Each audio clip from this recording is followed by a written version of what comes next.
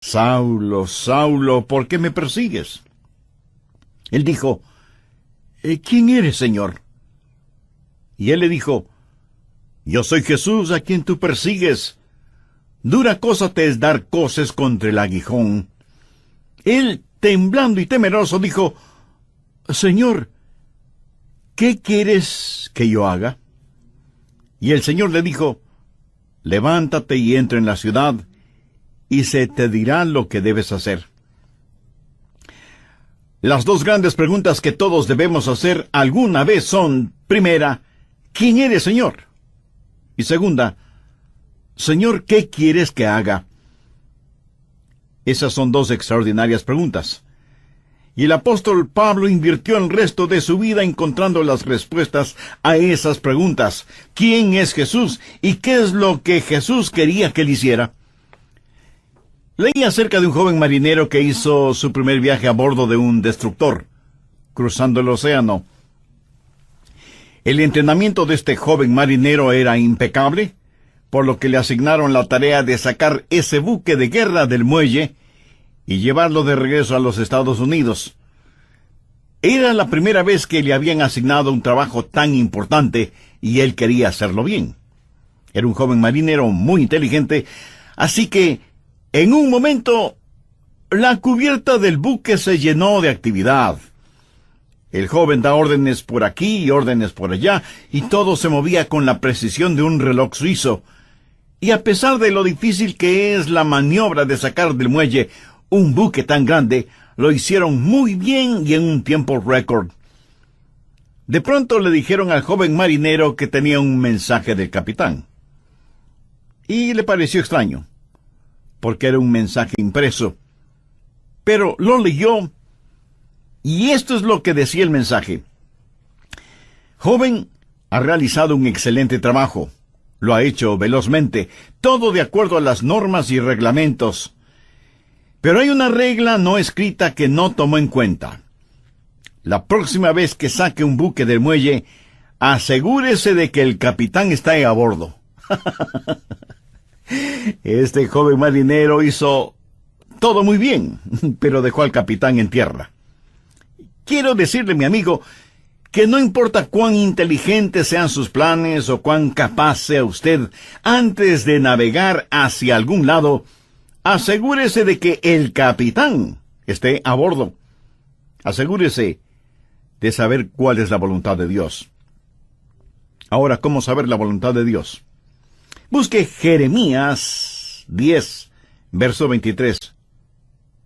Ni del hombre que camina es el ordenar sus pasos. De la vida de Saulo, quien más tarde fue el apóstol Pablo, podemos aprender por lo menos tres cosas, y oro que el Espíritu Santo de Dios las grabe en su corazón.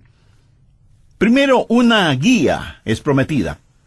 ¿Y qué bendición es esta? Dios ha prometido guiar.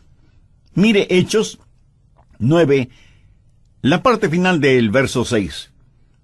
Y el Señor le dijo, levántate y entra en la ciudad, y se te dirá lo que debes hacer. No creo que Jesús pudo haberle dado una mejor promesa que esta. Y usted dirá, pastor, eso es lo que el Señor le dijo a Saulo, pero no me lo ha dicho a mí. Déjeme darle algunos versículos. Efesios 2:10. Porque somos hechura suya, creados en Cristo Jesús para buenas obras, las cuales Dios preparó de antemano para que anduviésemos en ellas. ¿Qué es lo que esto significa? Que Dios tiene un plan para su vida. Salmo 37:23. Por Jehová son ordenados los pasos del hombre, y él aprueba su camino. Salmo 32:8. Te haré entender y te enseñaré el camino en que debes andar. Sobre ti fijaré mis ojos. ¿No es esa una hermosa promesa? Y ahora Isaías 58:11. Jehová te pastoreará siempre. Proverbios 3, versos 5 y 6. Fíate de Jehová de todo tu corazón, y él enderezará tus veredas. Mi amigo, la voluntad de Dios viene a nosotros de tres formas. Primero, viene como su voluntad soberana. La voluntad soberana de Dios siempre se realiza. Nadie puede cambiarla ni detenerla. Dios es Dios y realiza lo que desea hacer, porque no hay nadie que pueda oponerse a su voluntad. La voluntad de Dios es misteriosa, es desconocida. Ni usted ni yo podemos conocerla, solamente Dios la conoce. Deuteronomio 29:29 dice: las cosas secretas pertenecen a Jehová nuestro Dios, mas las reveladas son para nosotros y para nuestros hijos para siempre. Las cosas secretas pertenecen a Dios. Usted será una persona mucho más feliz si renuncia a ser Dios y deja que Dios sea Dios.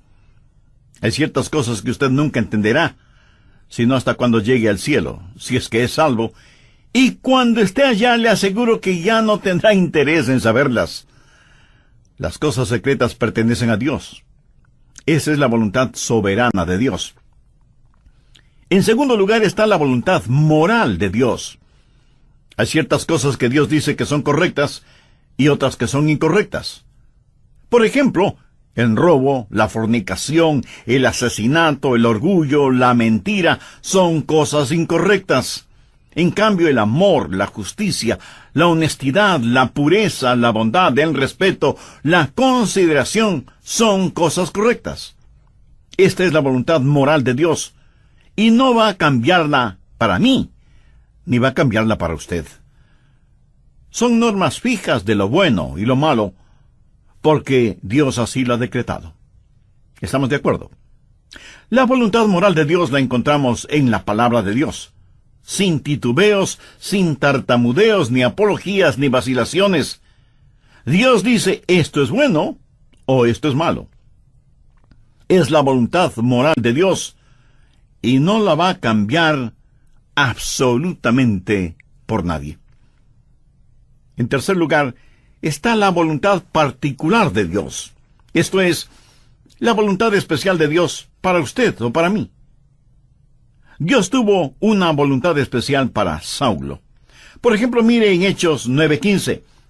El Señor le dijo, ve, porque instrumento escogido me es este para llevar mi nombre en presencia de los gentiles y de reyes y de los hijos de Israel, porque yo le mostraré cuánto le es necesario padecer por mi nombre.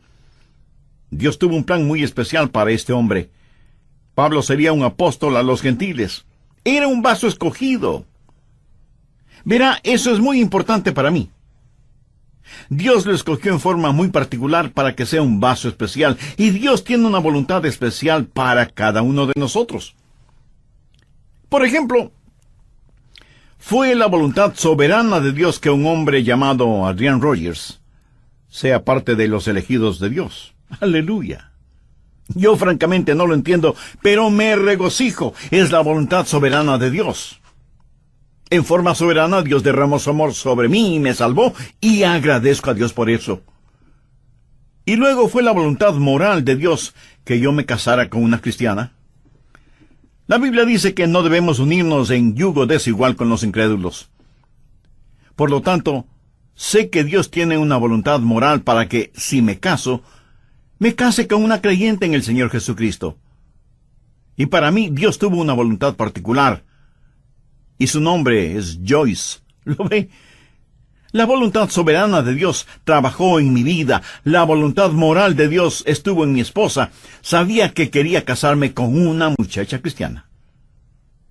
Y cuando iba a dejar a casa a Joyce después de haber estado en la iglesia, o después de algún juego de fútbol en la universidad, al regresar a mi casa oraba, oh Dios, quisiera casarme con Joyce. Y creo con todo mi corazón que Dios contestó mi oración porque estaba dentro de su voluntad. Y Dios me dio esa maravillosa y especial mujer para que sea mi esposa. Dios tiene un plan para su vida.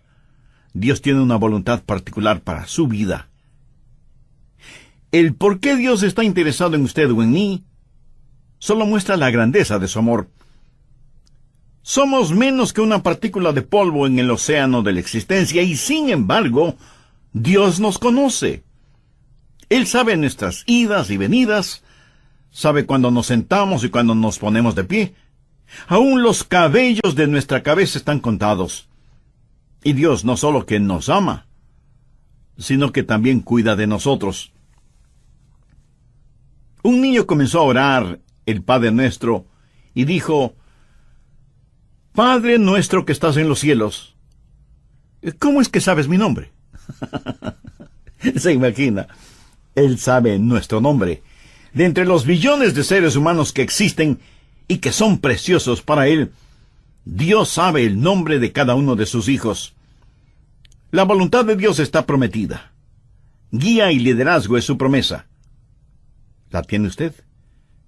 Dios ha prometido guiarle, pero sabe que hay 6 errores o mitos acerca de la voluntad de Dios.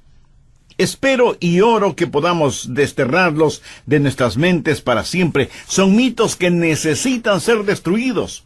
Primero, que Dios le dará un mapa para su vida. Y eso no es cierto. No lo hará.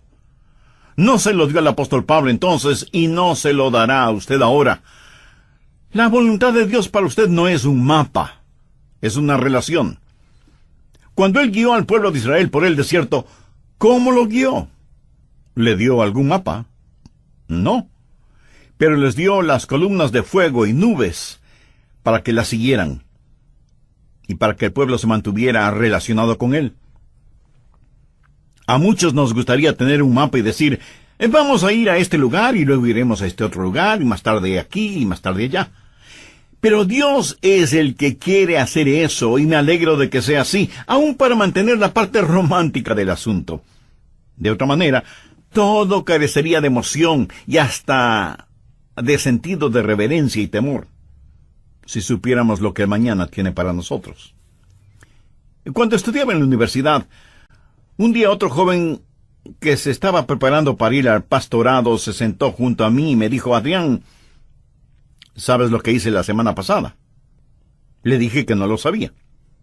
Y él prosiguió: estuve en Memphis, en Tennessee, y fui a ver al Dr. Lee.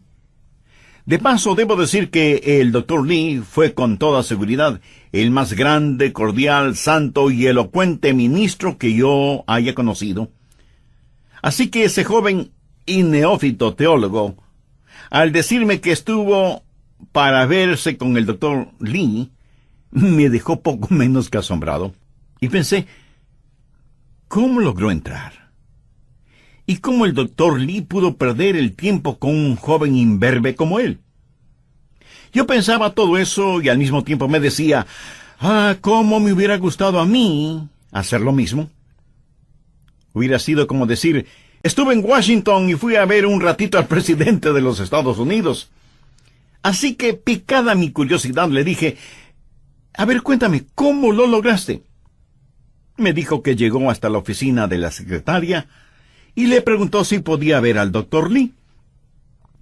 Ella me dijo que sí, pero solo por unos pocos minutos. Él entró en la oficina del Dr. Lee, conversaron brevemente sobre varias cosas, y finalmente el Dr. Lee oró con y por el joven estudiante. Y eso fue muy interesante para mí. Y traté de imaginarme toda la escena. Los años pasaron, y en la voluntad de Dios llegué a ser el pastor de esa misma iglesia. Tuve la misma oficina que tuvo el Dr. Lee. Un día mi secretaria me llamó por el intercomunicador y me dijo: el Dr. Lee está aquí y quiere saber si puede conversar con usted unos minutos. Por supuesto, hágalo pasar inmediatamente. Y sin querer, vino a mi memoria el episodio de mi joven amigo universitario que años atrás, estando de paso por Memphis, fue recibido en forma cordial e inmediata por el Dr. Lee. La voluntad de Dios no es un mapa, es una relación personal. Segundo, quítese de la cabeza la idea de que Dios es una especie de aguafiestas espiritual. Que si usted hace la voluntad de Dios, ese es el final de su gozo, de su alegría. Hay mucha gente que no quiere saber la voluntad de Dios por temor de lo que podrían encontrar. Dicen: si le digo a Dios que quiero hacer su voluntad, ¿quién sabe a dónde me mandará? Muchos de ustedes seguramente son padres. Suponga que un día su joven hijo de 14 o 15 años, viene y le dice: «Papá, estoy convencido que eres un hombre bueno, piadoso y sabio. Quiero saber qué es lo que quieres que haga. Haré cualquier cosa que tú quieras que haga». ¿Qué haría usted? Creo que usted primero se quedaría como una estatua, con la boca abierta. No daría crédito a lo que está escuchando de boca de su hijo. Segundo, como un sonámbulo, iría donde está su esposa y le preguntaría: ¿escuchaste lo que nuestro hijo dijo? Pues veamos qué podemos pedirle que haga para hacerle la vida miserable. Se va a arrepentir de haber dicho lo que dijo. ¿Qué es lo peor que podríamos pedirle que haga? Amigo, no tenga temor de la voluntad de Dios. La voluntad de Dios es lo que usted quisiera para usted mismo, si tuviera el suficiente sentido común para desearla. Amigo, ¿entendió esa frase? La voluntad de Dios es lo que usted quisiera para usted mismo, si tuviera el sentido suficiente común para desearla. ¿Busca usted diaria y diligentemente la voluntad de Dios para su vida? Si usted no conoce al Señor Jesucristo como su Salvador y Señor en forma personal, de ninguna manera buscará la voluntad de Dios. Al respecto, en el programa anterior vimos que primero Dios no le dará un mapa para su vida. Él nos ha dado su palabra. Segundo, no crea a quienes le dicen que Dios es un aguafiestas espiritual. Tercero, deje de pensar que Dios habla solo a cierta categoría de personas, o que Dios revela su voluntad solo a pastores o misioneros, o a la gente que trabaja en la iglesia, o cosas por el estilo. Pero que Dios no tiene una voluntad para personas comunes y corrientes. Dios tiene una voluntad para cada vida. Así que deje de pensar que la voluntad de Dios es solo para determinadas personas. Cuarto, cuando Dios le muestra su voluntad para su vida, pudiera ser que tenga o no alguna dramática experiencia, como la del apóstol Pablo en el camino a Damasco. ¿Recuerda cuando Dios le habló a Elías en la montaña y soplaba el viento? Dios no estuvo en el viento, ni en el fuego, ni en el terremoto. Y leemos en Primera de Reyes capítulo 19, el verso 12, y tras el fuego, un silbo apacible y delicado. Ahora algunas veces Dios habla en los terremotos o en el fuego. El apóstol Pablo tuvo una especie de terremoto espiritual en su camino a Damasco. Pero usted deje que Dios sea Dios en su vida. Dios habla apaciblemente a algunas personas y a otras Dios tiene que llamarles fuertemente la atención. Quinto, otro mito que debemos sacarlo del corazón y mente es el creer que Dios muestra su voluntad solo a gente joven, pero no a gente mayor. Siempre les estamos diciendo a los jóvenes que deben buscar la voluntad de Dios para sus vidas. Escuche, quiero decirle que usted, sea que tenga 9 años de edad o 90 años de edad, usted debe buscar la voluntad de Dios para su vida. Si Dios ya hubiera terminado con usted, Él ya le hubiera llevado al cielo. Dios tiene un plan para su vida. Sexto, el último mito que necesitamos destruir es el que dice que de alguna manera Dios oculta o esconde su voluntad de nosotros. Pensemos nuevamente en el joven que está frente a su padre, quien le dice: «Hijo, hay algo que quiero que hagas, y si lo haces, te daré una buena recompensa. Pero si no lo haces, te llevaré a tu cuarto y aplicaré la vara de la disciplina donde termina tu espalda». Y el hijo responde: «Bueno, papá, ya que lo explicas de esa manera, ¿qué es lo que quieres que haga?». Y el padre le responde: «Pues no te lo voy a decir. Tú debes descubrirlo». Pregunto, ¿qué clase de padre haría una cosa así? Dios no esconde su voluntad de nosotros, Todos los versículos que hemos visto dicen que Dios quiere revelar su voluntad, que Dios quiere mostrarnos su voluntad. La voluntad de Dios no es una especie de tesoro de piratas, escondido quién sabe dónde. Segundo, la guía es provisional. Hay ciertas provisiones que están en juego antes de que usted conozca la guía de Dios. Por ejemplo, en primer lugar, debe haber disponibilidad. Miremos nuevamente Hechos 9:6. Él, temblando y temeroso, dijo: Señor, ¿qué quieres que yo haga? Ahora, eso presupone que él quiere hacer lo que Dios quiere que él haga. Mucha gente quiere hacer su propia voluntad, pero que Dios ponga su sello de aprobación. Son como las personas que buscan un arquitecto porque quieren construir sus casas, pero en realidad lo que quieren es que el arquitecto interprete y diseñe lo que ellos tienen en mente. Y eso está bien cuando se trata de construir una casa, pero no está bien cuando se trata de construir una vida. La pregunta de Pablo fue: Señor, ¿qué quieres que yo haga? Eso quiere decir: Señor, tú estás en control, no yo. ¿Sabe lo que es la humildad? Humildad significa que se le puede enseñar.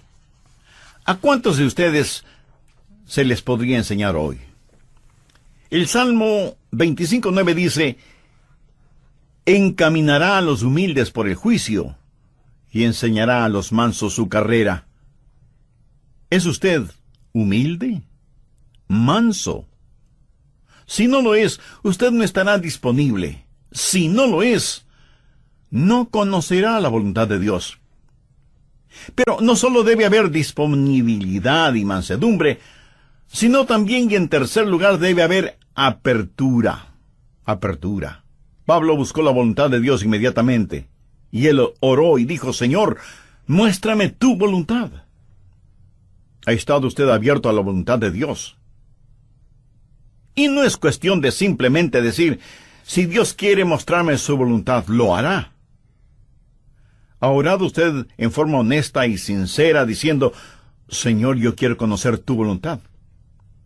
¿Se reporta usted para servicio diario delante de Él? Después de conocer al Señor Jesús, usted va a ser como Pablo y decir: Señor, ¿qué quieres que yo haga? Y aún hay otra provisión. Hechos 9, versos 8 y 9. Entonces Saulo se levantó de tierra, y abriendo los ojos no veía a nadie.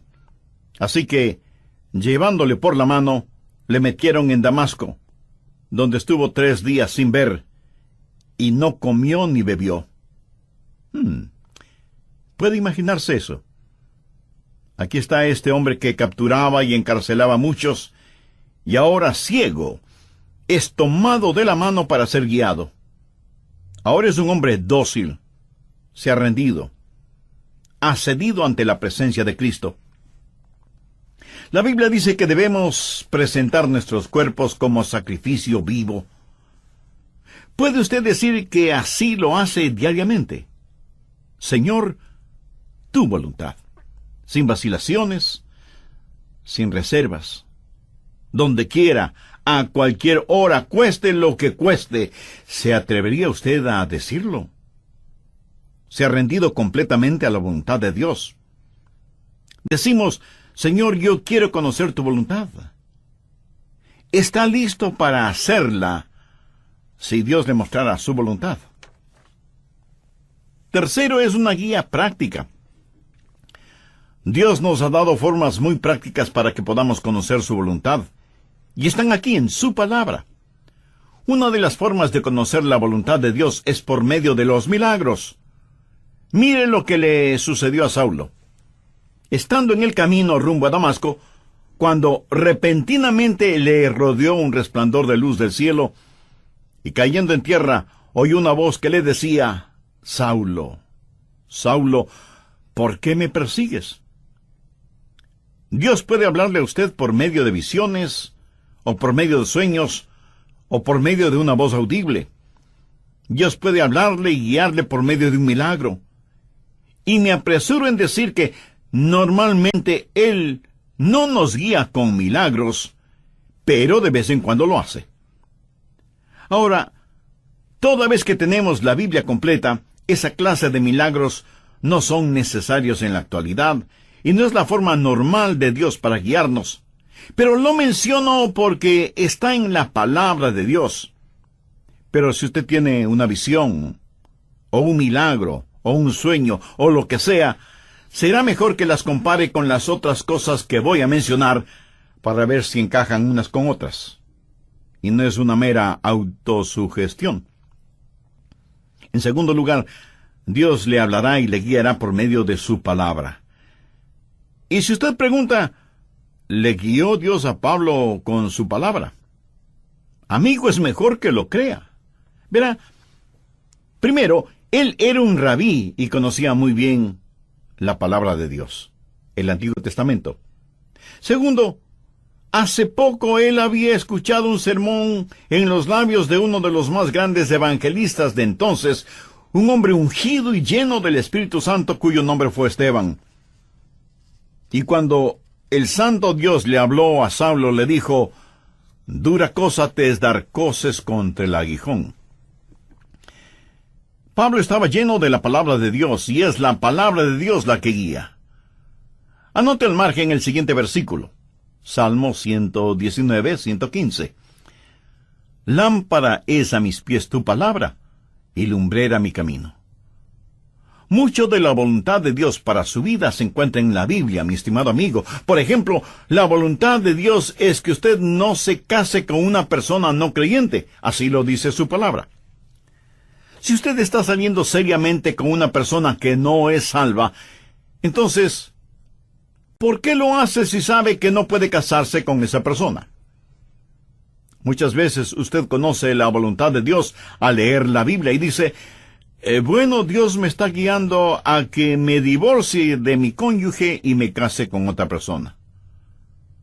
Mi amigo, esa es una ignominiosa mentira. Es una mentira atrevida. Y es una absurda arrogancia de su parte el orar y pedir que Dios le muestre su voluntad cuando ya se la ha mostrado con su palabra.